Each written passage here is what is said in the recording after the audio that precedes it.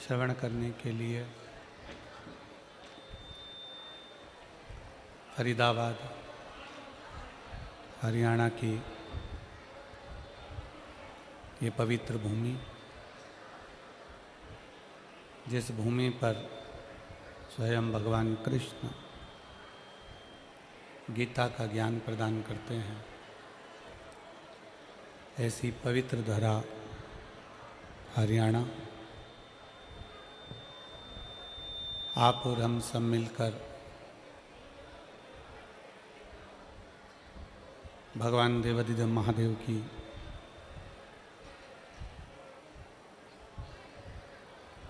अनुपम कृपा करने वाली शिव महापुराण की कथा को श्रवण कर रहे हैं। कथा के मुख्य यजमान श्री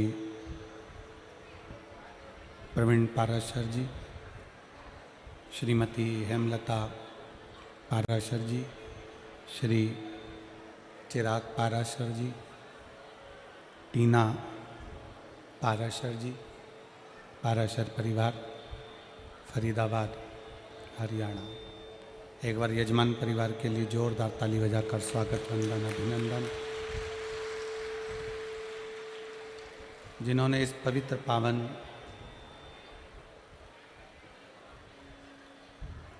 शिव महापुराण की कथा का लाभ आप हम सबको दिया है।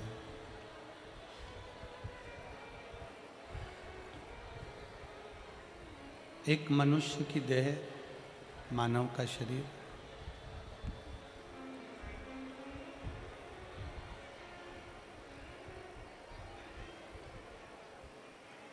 और दूसरे नंबर पर यह भगवान शिव की अविरल भक्ति।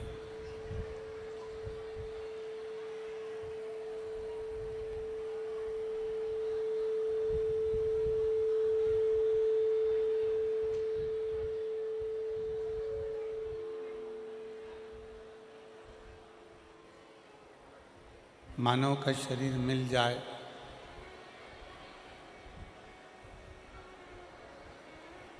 और मालूम पड़े कि हम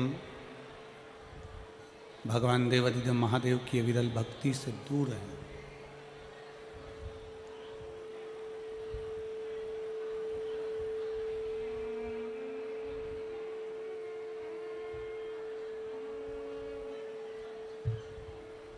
तो फिर ये संसार सागर में जन्म लेना हमारा व्यर्थ है।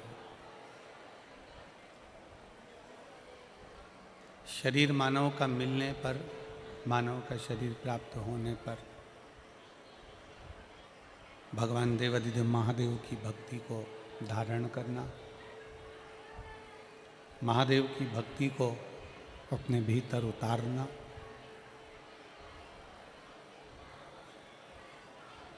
अगर शरीर मनुष्य का मिल गया और मनुष्य का शरीर मिलने पर शिव भक्ति आप कर रहे हैं, भगवान शंकर की अविरल भक्ति को आप अगर धारण कर रहे हैं,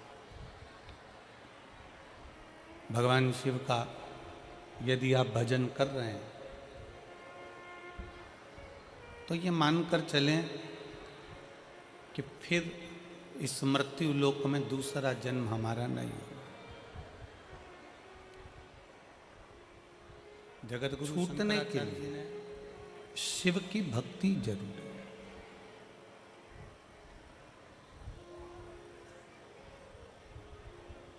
भगवान शंकर की अविरल भक्ति जरूरी है।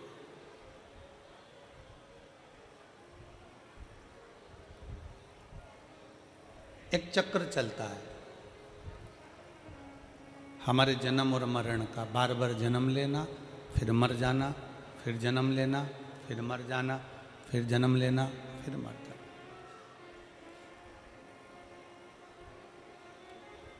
ये जन्म और मरण का जो चक्र है, इस चक्र का पहिया शिव रोक सकते हैं। इस चक्र का पहिया भगवान देवाधिदेव महादेव रोक सकते हैं। और केवल वो रुकता कैसे है? आपके शंकर का गुणगान करने से। आप अगर शिव जी के मंदिर जा रहे हो, शंकर की भक्ति कर रहे हो, शिव की भक्ति को अपने हृदय में उतार रहे हो, धारण कर रहे हो, तो समझ लो कि आपका बार बार फिर जन्म नहीं होगा।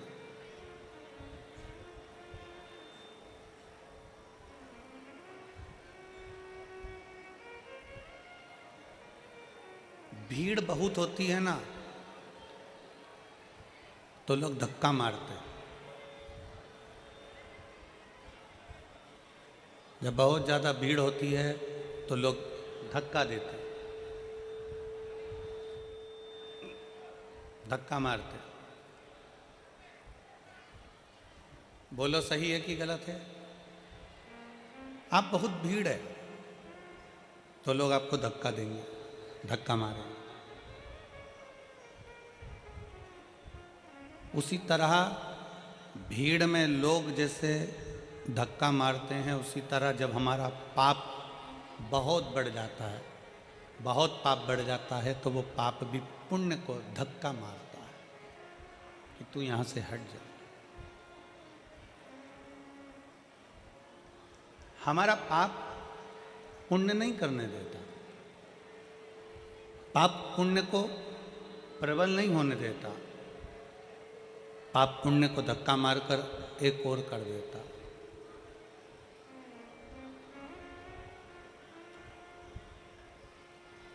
शिव महापुराण की कथा कहती है कि बहुत भीड़ होने पर लोग धक्का देते हैं, उसी तरह पाप भी पुण्य को धक्का देता है कि तू एक और हो जा, इसको पाप करने दे, इसको पाप और बढ़ाने दे। पाप जब बढ़ेगा तो ये अच्छा कर्म अगर करेगा तो इसको भगवान की शरणागति मिल जाएगी, और अगर पाप ही पाप करता रहेगा, बेकार ही बेकार कर्म करता रहेगा, तो फिर भटक जाएगा।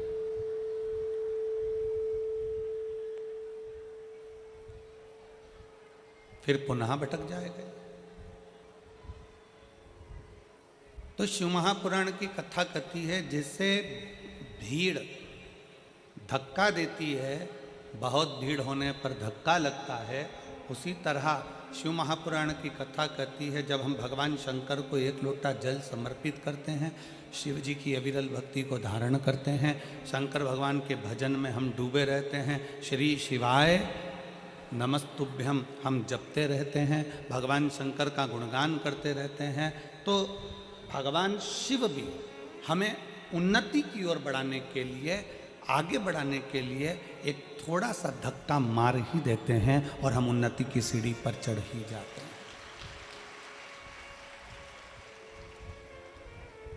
मान लो यदि किसी एक लक्ष्य को आप लेकर बैठे हैं,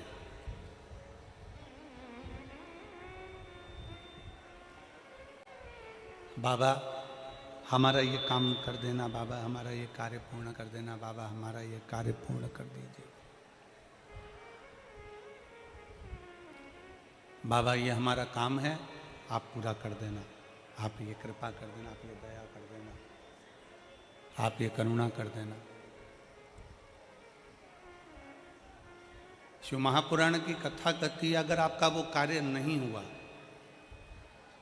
मान लो तुमने मेहनत भी करी, सब कुछ करा, खूब मेहनत कर कर तुम आगे भी बढ़ गए, सब कुछ हो गया, और तुम्हारा वो कार्य जो तुमने सोचा था वो नहीं हुआ, तो भगवान शंकर को उसके लिए भी धन्यवाद देना।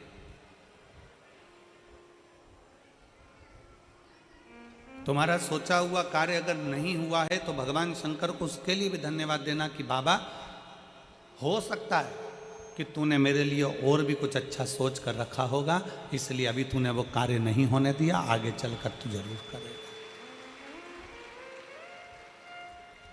हम ये विचार ना करें, हम हमारे मन में ये भाव उत्पन्न ना करें, हमारे मन में ये विचार लेकर ना आए, हमारे मन में हम ये भाव लेकर ना आए कि बाबा ने हमारी नहीं सुनी या बाबा ने हमारे लिए कार्य नहीं किया। ना,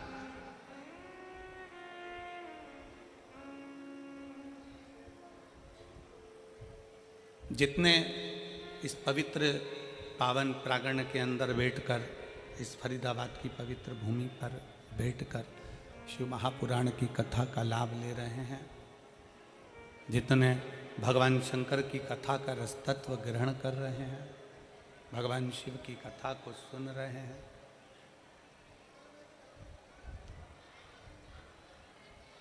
आप अपने मन में एक भाव लेकर आओ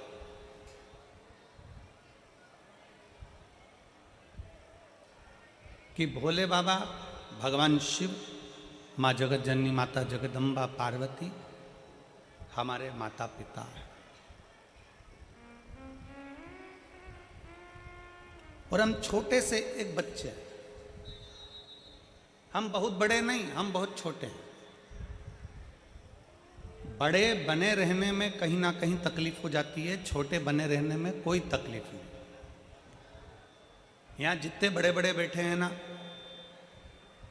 जितने यहाँ पर बड़े बड़े अधिकारी बैठे हों, फैक्ट्री के मालिक बैठे हों, जितने पदाधिकारी गण बैठे हों, जितने 2-4 मकान, बंगला, गाड़ी, जमीन, जायदाद के खूब पैसे वाले भक्त बैठे हों, तो उनसे पूछना कि एक साधारण सा भक्त और एक धनपति, दोनों में क्या अंतर है? जो ज्यादा बढ़ता चले जाता है, मानसिक टेंशन उसको बढ़ता चले जाता है। जो साधारण है, एकदम छोटे से मकान में रह रहा है, अपनी जिंदगी मस्त होकर जी रहा है, 2 रोटी प्रेम की खा रहा है, गाड़ी है, धर्म पत्नी, बच्चे अच्छे से पढ़ाई भी कर रहे हैं, सब कुछ अच्छी जिंदगी जी रहा है, उसको कोई टेंशन नहीं, वो अपना जीवन जी रहा है।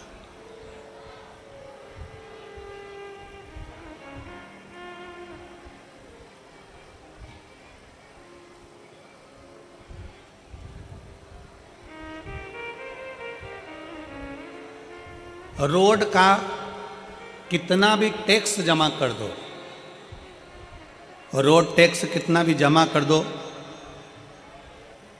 पर रोड पर रह नहीं सकते। आप लोग जब गाड़ी उठाते हैं, 4 व्हीलर गाड़ी खरीदते हैं, 2 व्हीलर गाड़ी खरीदते हैं या बड़ी कोई गाड़ी खरीदते हैं, तो उसमें रोड का टैक्स जमा होता है। रोड का टैक्स कितना भी जमा कर दो, पर आप रोड पर रह नहीं सकते। आप मकान बनाकर रोड पे नहीं रह सकते। तो आप कहो कि हमने रोड का टैक्स जमा करा, हम तो यहाँ मकान बना के रहेंगे।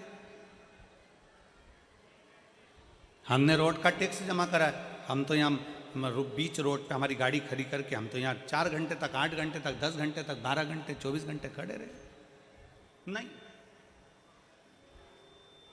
रोड का कितना भी टैक्स जमा कर दो, पर रोड पर तुम रह नहीं सकते। उसी तरह परिवार, कुटुंब, कबीला और दुनिया के लिए तुम कितना भी कर दो, पर तुम्हें कोई अच्छा कहने वाला नहीं मिलेगा। आखिरी में तुम्हें ताने सुनना ही पड़ेगा। तुम रोड का टैक्स जैसे जमा करते हो तो रोड पर मकान नहीं बना सकते। रोड का टैक्स जमा करते हो तो रोड पर तुम रह नहीं सकते। रोड का टैक्स जमा करते हो तो रोड पर तुम अपनी गाड़ी 24 घंटा 36 घंटा खड़े नहीं कर सकते। रोड का भले तुम टैक्स जमा कर दो, पर रोड पर तुम मकान बनाकर नहीं रह सकते, रोड पर तुम रह नहीं सकते। उसी तरह संसार के लिए, परिवार के लिए, कुटुंब के लिए, बेटों के लिए, बेटी के लिए, भाई के लिए, बंधु के लिए, सखा के लिए, बहन के लिए, रिश्तों के लिए, नातों के लिए, परिवार के लिए तुम कितना भी करना, अपनों के लिए कितना भी कर लेना, चाहे पराये के लिए कितना भी कर लेना, पर तुम्हारे लिए कोई अच्छा नहीं कहेगा। तुम इस विचार को छोड़ दो, तुम इस मन से ये विचार निकाल दो कि कोई तुम्हारे लिए अच्छा कहे। पर शिव महापुराण की कथा कहती है,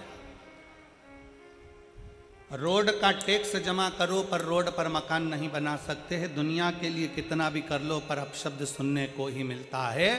पर शिव महापुराण की कथा कहती है कि शंकर को अगर तुमने भूल से भी 1 लोटा अगर जल समर्पित करा है, तुम्हारे मरने से पहले, मरने के बाद की गारंटी तो हम भी नहीं देते और ना हमारा शिव पुराण देता है।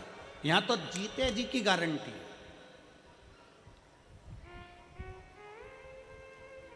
कई लोग कहते हैं कथा सुनोगे तो बैकुंठ चले जाओगे, बैकुंठ में तुम्हारा निवास होगा। हमने अपनी व्यासपीठ से आज तक नहीं कहा कि तुम बैकुंठ जाओगे कि नरक जाओगे, क्योंकि हम खुद भी जाकर देख के नहीं आए, तो तुमको काहे को बोले कि तुम बैकुंठ जाओगे कि नरक जाओगे। और जो तुमसे कहे कि बैकुंठ जाओगे कि नरक जाओगे की चर्चा करे, तो तुम उनसे कह देना महाराज जी घूम कर आए हो क्या, ऊपर देख कर आए हो क्या। जो गया वो कैसे बता सकता है कि बैकुंठ गया कि नरक गया। तो बैकुंठ और नरक की चर्चा वेदव्यास जी ने शिव महापुराण में नहीं करी। बैकुंठ और नरक की चर्चा मेरे वेदव्यास जी वर्णन नहीं करते। मेरे वेदव्यास बाबा शिव महापुराण के 24,000 श्लोक में 12 खंड में इन संहिताओं के अंतर्गत, इन लीलाओं के अंतर्गत भगवान शंकर की गणना कर कर कहते हैं कि पूरा स्वर्ग और पूरी नरक इसी पृथ्वी पर है।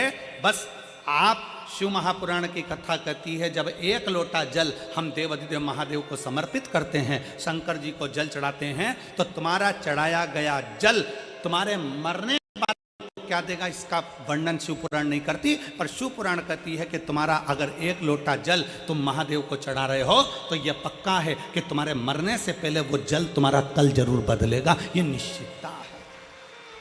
With LIC's Jeevan Utsav, your future is set.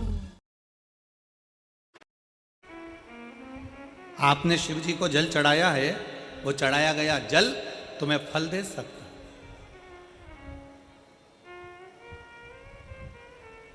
पौधे किस किस के यहां लगे हैं? पौधे, गमला, काय का भी पौधा लगा है, लगा तो है तुम्हारे घर में।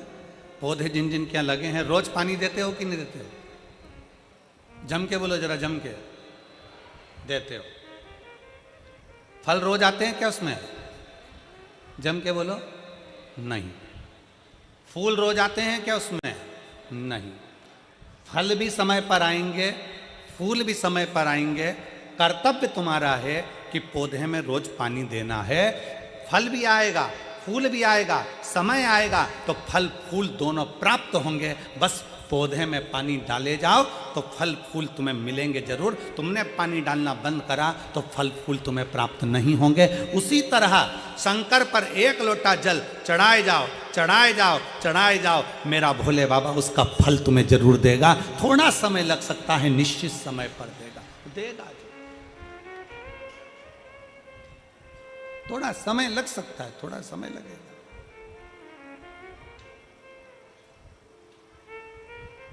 और शंभु शरने पड़ी मांगू घड़ी रे घड़ी, दुख काटो दया करी न दर्शन शंभु शरने मांगू घड़ी रे दुख काटो दया करी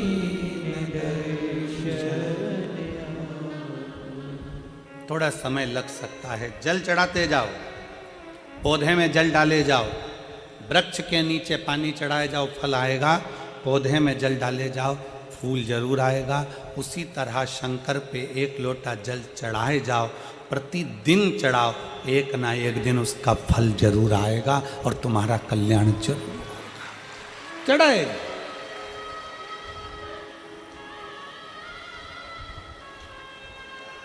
कोई जल्दी बनता है, कोई लेट बनता है। शंकर को जल चढ़ाने वाला एक दिन सेठ जरूर बनता। थोड़ा समय लग सकता है, थोड़ा थोड़ा आगे पीछे हो सकता है, थोड़ा समय आगे पीछे होगा, पर होगा जरूर।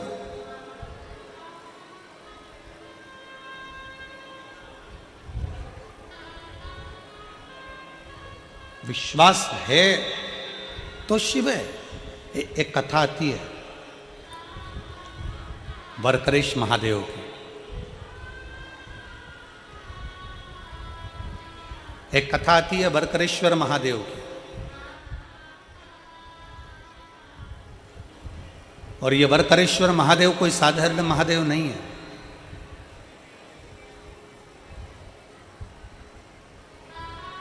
एक बड़ा सुंदर सा चरित्र आता है।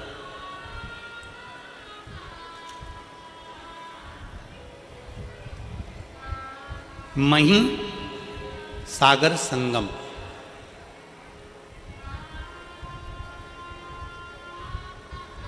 दुनिया का एक ऐसा तीर्थ मही सागर संगम जहाँ पर मही नदी सागर में जाकर मिलती है तो उसको मही सागर संगम कहते हैं।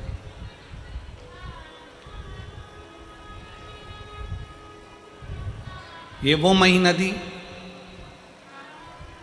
जिसको गंगा, यमुना, सरस्वती, कावेरी, छिपरा, सरयू, मंदाकिनी जब सब बैठकर आपस में चर्चा करती हैं और आपस में बैठकर हरि का गुणगान करती हैं तो मही नदी को प्रकट कर लेती। ये मही नदी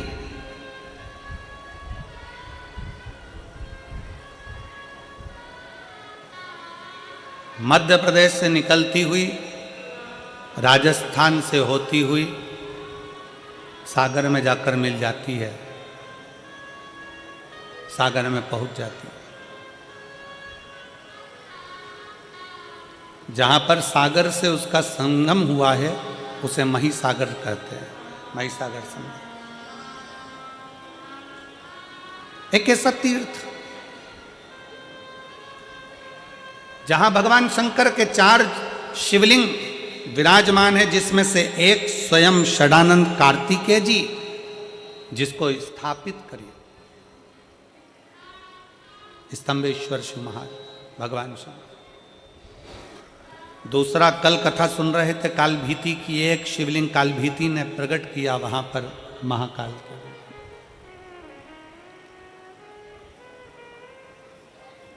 सागर में जाकर समाहित होती है, ऐसा पवित्र भूमि है वहां मही सागर।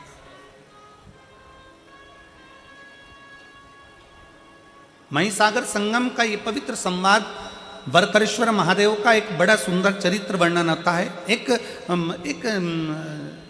भटकती भटकती एक बकरी भटकती इस पवित्र मही सागर संगम के पास पहुंच जाती है।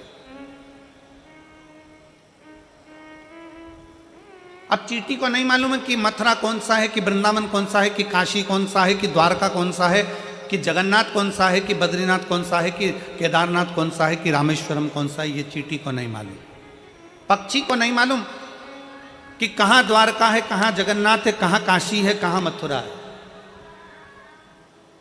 जीव जंतु को नहीं मालूम कि कहाँ कौन सा तीर्थ है। केवल एक मानव, मनुष्य, मानव का देह, मानव का शरीर, जिसको मालूम है कि मथुरा कहाँ है, जिसको मालूम है काशी कहाँ है, जिसको मालूम है गोवर्धन कहाँ है, जिसको मालूम है वृंदावन कहाँ है, जिसको मालूम है उज्जैनी कहाँ है, जिसको मालूम है सोमनाथ कहाँ है, जिसको मालूम है नागेश्वर कहाँ है। केवल एक मानव, मनुष्य।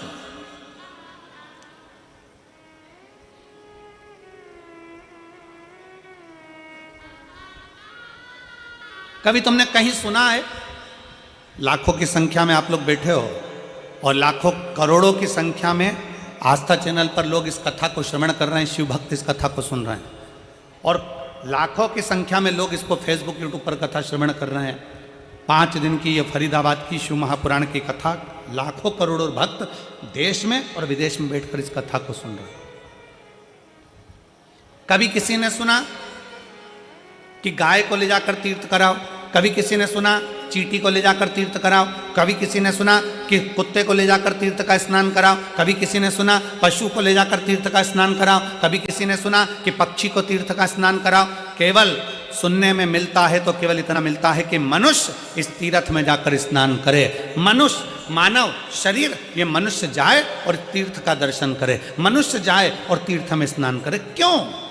क्या चींटी के लिए तीर्थ नहीं है? क्या चींटे के लिए तीर्थ नहीं है? क्या पशु के लिए तीर्थ नहीं है? क्या पक्षी के लिए तीर्थ नहीं है? केवल एक मनुष्य के लिए क्यों लिखा कि मानव तीर्थ में जाए, मानव जाए जाकर तीर्थ का स्नान करे, मानव जाए कुरुक्षेत्र में जाकर स्नान करे, मानव जाए तीर्थ में जाकर दर्शन करे। केवल मनुष्य के लिए क्यों है? तो शिव महापुराण की कथा कहती है पशु पक्षी के लिए नहीं, मनुष्य के लिए तीर्थ का दर्शन, तीर्थ का स्नान, तीर्थ का दान, तीर्थ का भजन केवल मनुष्य के लिए इसलिए कहा गया क्योंकि 83,99,999 योनियां काटने के बाद 84 लाख में नंबर की योनि है मनुष्य की योनि।